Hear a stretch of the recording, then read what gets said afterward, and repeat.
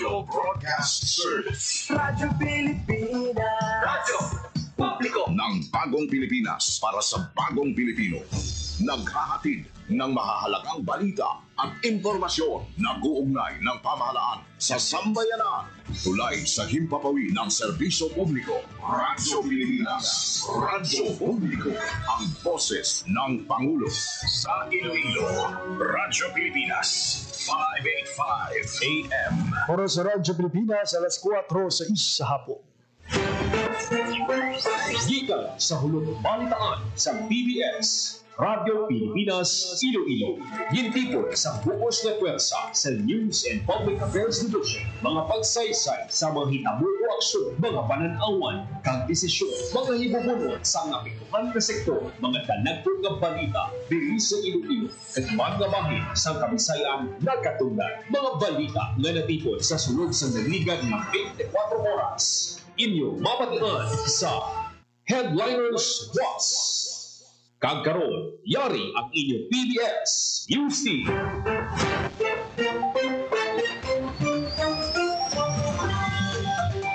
Mayong hapon Pilipinas, mayong hapon Western Visayas. Ini ang Headliners Was adlaw sa Miyerkules, Hulyo 16, tuig 2025.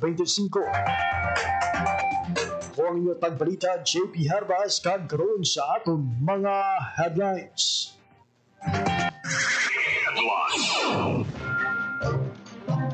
Kaso sa hand, foot and mouth disease sa probinsya sa Iloilo naglabot na sa masobran 900.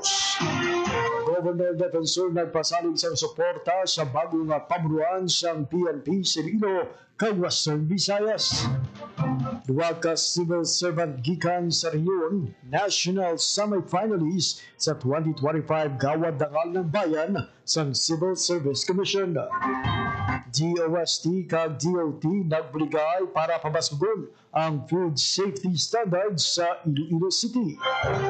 DOT-6 nagalaon nga matigayon ang direkta nga biyahe sa aeroplano halin Iloilo padulong Taiwan sa palaabuton. Ang provincial government sa Negros Occidental magapalabot sa bulig sa nagrense OFW na napatay sa airstrike sa Israel.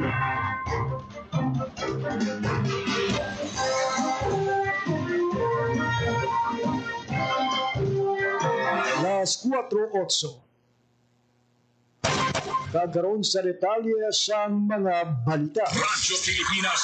Radyo Pilipinas News. Kaso sa hand, foot and mouth disease sa probinsya sa Iloilo naglabot na sa masobran 900. Ang detalye sa balita sa report ni Marian Grace Araneta. Radyo Pilipinas. Radyo Pilipinas Report. Naglabot na sa masobra 900 ang kaso sa hand, foot and mouth disease o kon HFMD sa probinsya sa Iloilo sa mga tuig. Sa datos ng Iloilo Provincial Health Office sumula ni Enero 1, tutok Hulyo 5 sa mga tuig, yara na sa 917 ang kaso sa HFMD sa probinsya. Kung ikumpara sa parehong nga period sa 2024 nga may 316 lang ka kaso, may pagsaka sang 90% ang kaso sini nga tuig. Ang lima ka LGU nga may pinakamadamo nga kaso sang HFMD amo ang Carles nga may 75, Barotac Nuevo nga may 58, Concepcion nga may 54, Laguna nga may 53 kag syudad sang Pasig nga may 42. Samtang wala naman sa may nabalhag na napatay bang sa HFMD sa probinsya sini nga tuig. Ang HFMD isa ka bratian nga masami nag-aapekto sa kabataan. Nagalinini sa Coxsackie virus kag enterovirus families. Ang HFMD nagalata pinaagi sa hangin nga nagadala sa droplet kung nagapangachi o kung mag-ubo ang tao nga infected sa HFMD. Pwede ini maglapta pinaagi sa mga kamot nga nakatandog sa mga butang nga kontaminado sa virus halin sa sipon, laway, ihi kagigko sang tao nga nagadala sang virus. Para sa Bagong Pilipinas, Marian Grace Araneta, Radyo Pilipinas, Radyo Publiko. Radyo Pilipinas. Radyo Pilipinas News. Samtang Defensor nagpasalig sang suporta sa bagong pamunuan sang PNP sa Iloilo kag Western Visayas. Ang detalye sa balita sa report ni Hope Trichante. Radyo Pilipinas. Radyo Pilipinas Report. Ginpasaling ni Iloilo Governor Arthur Defensor Jr. ang bilog na suporta sa lokal na pangulungan sa bagong mapamunuan sa Iloilo Provincial Police Office sa pagpanguna ni Police Colonel Bayani Razalan na nagbalik sa pwesto bilang Provincial Director. Kumadumduman, antes mag-2025 midterm elections, gin-relieve ang IPPO Director kaging buslan temporaryo ni Police Colonel Roland Bulalakaw bilang Officer in Charge. Sa pagbalik sa pwesto ni Razalan, ginanunsyo man sa Police Regional Office 6 ang iban pa nga mga reassignments sa rehiyon. Si Police Colonel Ryan De Veras ang gin-assign sa Regional Investigation and Detective Management Division, samtang si Police Colonel Giovanni Asturias Musico ang ginsaylo sa Regional Learning and Doctrine Development Division, kag si Police Colonel Wilbert Parilla ang magapamuno sa Regional Intelligence Division. Ang reshuffling may kinutuyong ipadayon pa ang profesionalismo kag pagpasangka sa operasyon sa PNP sa bugos ng Western Visayas. Kabahin sa courtesy visit sa Gobernador, Sanday Regional Director Police Brigadier General Josefino Dico Ligan, kaupod Sanday Razalan, Bulalakaw, De Veras, kag Parilla. Para sa Bagong Pilipinas, Hope Tarichante, Radyo Pilipinas, Radyo Publiko. Radyo Pilipinas. Radyo Pilipinas News. Samtang sa iban pang balita, personal nga nagpadulong sa opisina ni Iloilo Governor Arthur Defensor Jr., si PRC Chief Brigadier General Josefino Ligan, agud mag-courtesy visit. Kapag sa PRO6 Chief, si Police Colonel Roland Bulalakaw, Deputy Regional Director for Operations Police Colonel Bayani Razalan, Acting Provincial Director sa Iloilo Police Provincial Office, Police Colonel Ryan De Veras, Acting Chief sa Regional Investigation and Detective Management Division, kag Police Colonel Wilbert Parilla, ang Acting Chief sa Regional Intelligence Division. Kadungan sang pagbisita ni Ligan, formal man sila nga ginanunsyo sa Gobernador ang pagbalik ni Colonel Razalan bilang Provincial Director sa Iloilo Provincial Police Office. Radyo Pilipinas. Radyo Pilipinas News. National Semi-Finalist sa 2025 Gawad Dangal ng Bayan Award ang duha ka civil servant gikan sa Western Visayas. Sulod bilang semi-finalist sa Cornelio Mabera sa Department of Science and Technology o kung DOST Western Visayas, kag Jocelyn Garbosa sa Department of Education. Si Mabera isa ka Administrative Aid 6 sa DOST 6, samtang Master Teacher 1, Teacher in Charge naman sa Schools Division Office of Capiz si Garbosa. Ang Dangal ng Bayan Award gin-confirm sa isa ka individual na nagpakita sa extraordinary act o public service kag consistent sa pagpakita sa exemplary ethical behavior sa Republic Act No. 6713 o ng Code of Conduct and Ethical Standards for Public Officials and Employees. Radyo Pilipinas. Radyo Pilipinas News. Enrollment sa public schools para sa school year 2025 tubtob 2026 magalawig tubtob Agosto 8 sulod sa DepEd. Ang detalye sa balita sa report ni Marian Grace Erenieta. Radyo Pilipinas. Radyo Pilipinas. Report.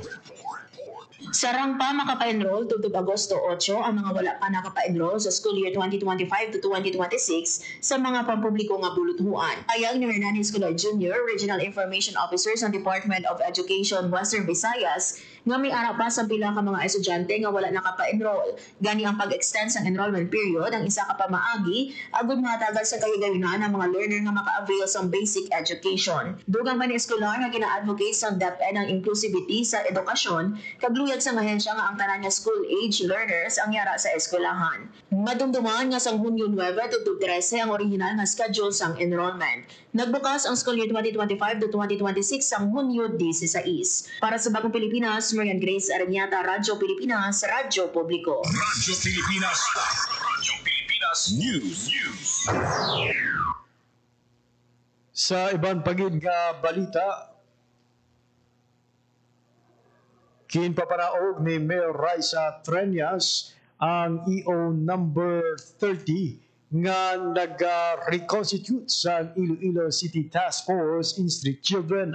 Ang detalye sa balita sa report ni General Baclay. Radyo Pilipinas. Radyo Pilipinas. Report. Nagpapanaog sa Executive Order No. 30 si Iloilo City Mayor Raisa Treñas na nag-reconstitute sa Iloilo City Task Force on Street Children agad mapasanyog pa ang programa para buligan ang mga kabataan na nag-i-star sa Dalanon. Inaagi sa iyo matagan proteksyon ng mga kabataan batok sa pagpang-abuso suno sa alkalde kagiman pa nga malain ng mga impluensya.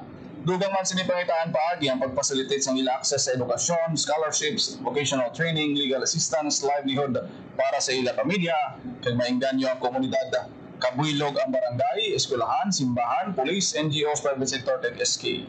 Nagapatimaan lang inisuno kahit trenyas na ang kabataan may lugar sa syudad. Hindi sa Dalanon, bangod ang Iloilo City, isa ka child-friendly city sa idalom sang iya pamunuan. Para sa Bagong Pilipinas, Junel Baclay, Radyo Pilipinas, Radyo Publiko. Radyo Pilipinas. Radyo Pilipinas News. Proposed ordinance ni Councilor Shin Marimabilog na nagaduso sa pagbuhin sang 80% sa real property tax sa syudad, ginambasura sa konseho. Ang detalye sa balita sa report ni Junel Baclay. Radyo Pilipinas. Radyo Pilipinas. Report. Wala sa may nagsuporta sa proposed ordinance ni Iloilo City Councilor Shin Marimabilog na nag-impose ang 80% na reduction sa real property tax sa Iloilo City. Sa sesyon sa sangguniang pangmusod ginduso ni Mabilog ang proposal apang wala sang bisan isa konsyal ang nag-second the motion rason ini ang napasura sa first reading. Payag pa ni Mabilog sa piyak sang pag-deny sang iya proposed ordinance. Hinimo sini ang iya promisa sa pumuluyo nga mapanubuan kung tani ang buwis sa real property kagang konsehal na nga wala nagsuporta ang manapat sa pumuluyo. Sunod naman kay Majority Floor Leader Councilor Rex Sarabia bisang ginbasura sa first reading ang proposed ordinance. Imbitado naman si Councilor Mabilog sa palabuto ng committee hearing sa Committee on Ways and Means sa diin istoryahan ang proposed RPT reduction. Para sa Bagong Pilipinas, Junel Baclay, Radyo Pilipinas, Radyo Publiko. Radyo Pilipinas. Radyo Pilipinas News. Samtang DOST kag DOT nagbrigay para pabaskugon ang food safety standards sa Iloilo City. Ang detalye sa balita sa report ni Hope Torrichante. Radyo Pilipinas. Radyo Pilipinas. Report.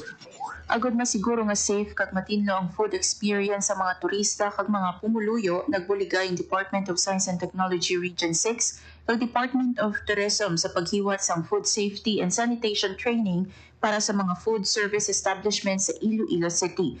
Ginhiwat ang duha ka adlaw nga paghana sa idalom sang Tourism Industry Skills Program na ginapasakupan sang 31 ka trainees halin sa 16 ka DOT accredited nga mga kalan-an sa syudad. Tinutuyo sa aktibidad nga makahatag sang ihibalo sa mga food handlers kag tag-iya sa mga food establishment sa husto nga hygiene practices, food safety standards kag paglikaw sa food contamination. Kabahin man sang programa sang Glow Germ Demonstration para ipakita ang importansya sa husto nga paghugas sang kamot kag katinlo sa kusina. Ginpatpat man ang mga issue may kaangtanan sa food fraud kag food defense. Ginpangunahan ng training nanday Joanna Bolenses kag Roy Sira Chris Lagon, kaupod si Ella Marie Balo na nag-share sa mga bag-o nga impormasyon sa idalom sang pagsulundan sang FDA. Para sa Bagong Pilipinas, Hope Torrichante, Radyo Pilipinas, Radyo Publiko. Radyo Pilipinas. Radyo Pilipinas News. Samtang Taiwan Tourism Workshop 2025 giniwat sa Iloilo, Taiwanese Travel Agencies. Ang detalye sa balita sa report ni Hope Torrichante. Radyo Pilipinas. Radyo Pilipinas. Report. Yara sa kapin 18 ka Taiwanese Travel and Tour Agencies ang nagpadulong sa Iloilo City para magpasakop sa Taiwan Tourism Workshop 2025. Tinutuyo sa aktibidad nga pabaskugon pa ang pagtamdanay sa Taiwan kag Iloilo, ilabi na sa turismo. Ginpakilala sa workshop ang mga bag-o nga tour packages ang Taiwan nga swak sa mga Filipino travelers. Kaangay sang historical sites, cultural experiences, kag lain-lain yung mga ecotourism sites. Ginpatpat man sa aktibidad ang pagpalawig sang visa-free entry tubtub 2026 na ginalauman nga magapabaskog sa turismo sa Pilipinas kag Taiwan. Sa iya mensahe kin-highlight ni DOT Region 6 Regional Director Crisanta Marlene Rodriguez ang Iloilo nga kilala sa manamit nga pagkaong lokal bilang UNESCO Creative City of Gastronomy kag nagadako nga mais ukon meetings, incentives, conferences and exhibition industry. Para sa Bagong Pilipinas, Hope Torrichante, Radyo Pilipinas, Radyo Publiko. Radyo Pilipinas. Radyo Pilipinas News. Department of Tourism Region 6 nagalaong nga matigayon ang direkta nga biyahe sa eroplano halin Iloilo padulong Taiwan sa palabuton. Nagabalik si Hope Trichante para sa detalye sa ang balita. Radyo Pilipinas, report. Nagalaom si Department of Tourism Western Visayas Regional Director Crisanta Marlene Rodriguez na sa palaabuton matigayon ang direkta nga biyahe sa eroplano halin Iloilo padulong sa pungsod Taiwan para sa mas mahapos nga pagbiyahe kag mas madalom nga kooperasyon sa magtimbang nga pungsod. Ini ang ginpahayag sa Regional Director sa iya nang mensahe sa ginhiwat nga Taiwan Tourism Workshop 2025 na ginhiwat sa Iloilo City. Sa karon ng Iloilo konektado sa 12 ka domestic destination kag 3 ka international destination, lakip na ang Singapore, Hong Kong, kag Thailand. Para sa Bagong Pilipinas, Hope Tarichante, Radyo Pilipinas, Radyo Publiko. Radyo Pilipinas News. Mga barangay health worker kag staff sa Provincial Office Camarines Norte naghiwat sang benchmarking kag learning visit sa Iloilo Provincial Office kag Banwa sang Santa Barbara kag Pavia. Ang detalye sa balita sa report ni Maria Grace Erenieta. Radyo Pilipinas, report.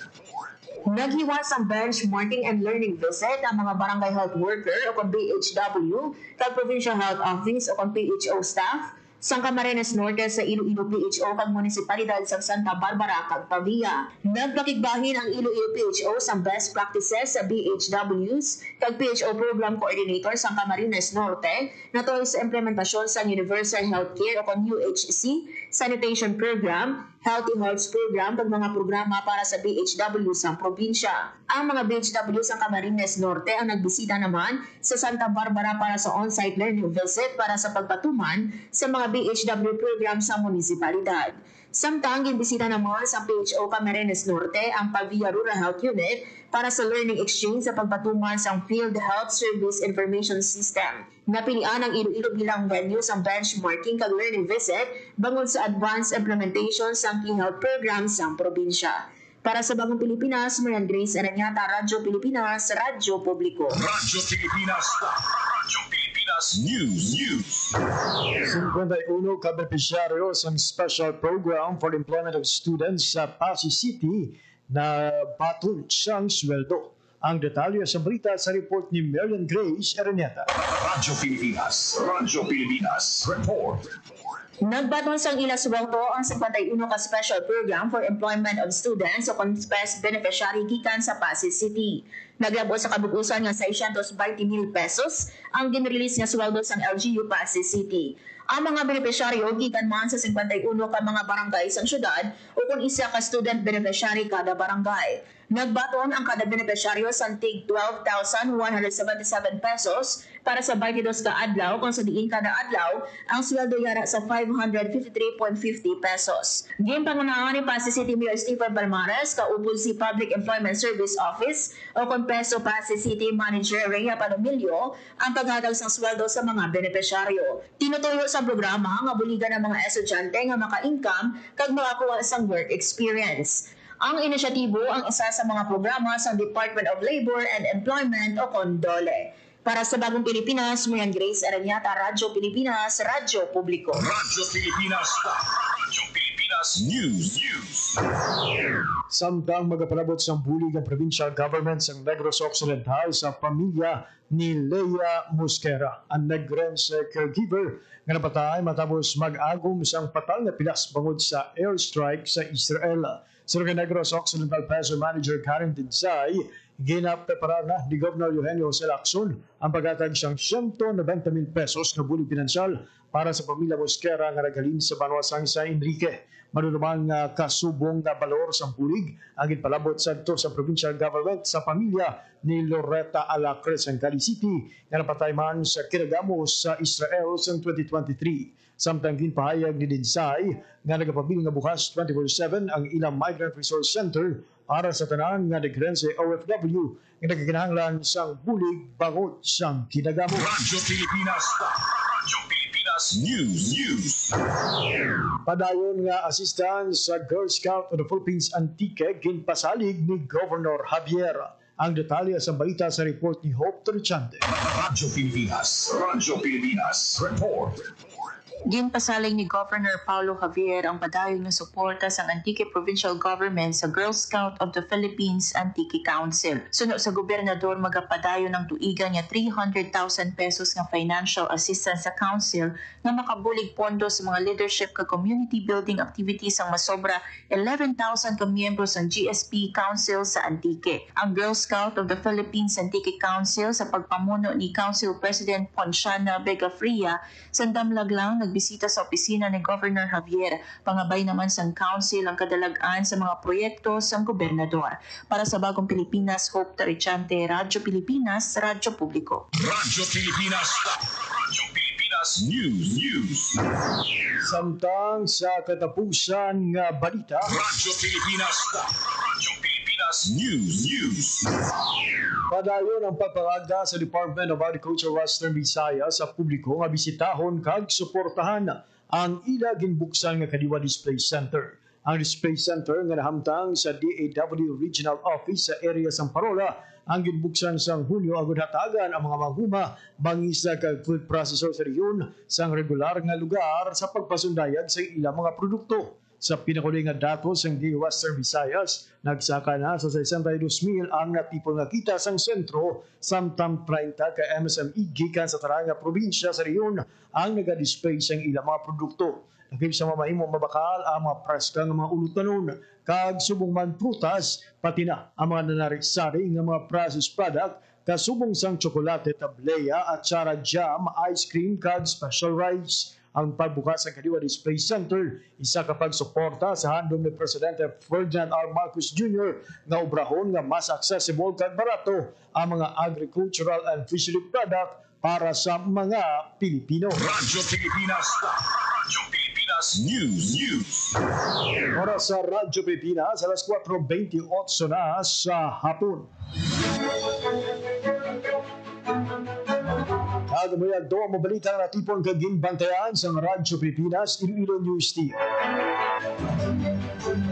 Para sa headlines, buwas mo adlaw sa Merkules, Hulyo 16, 2025.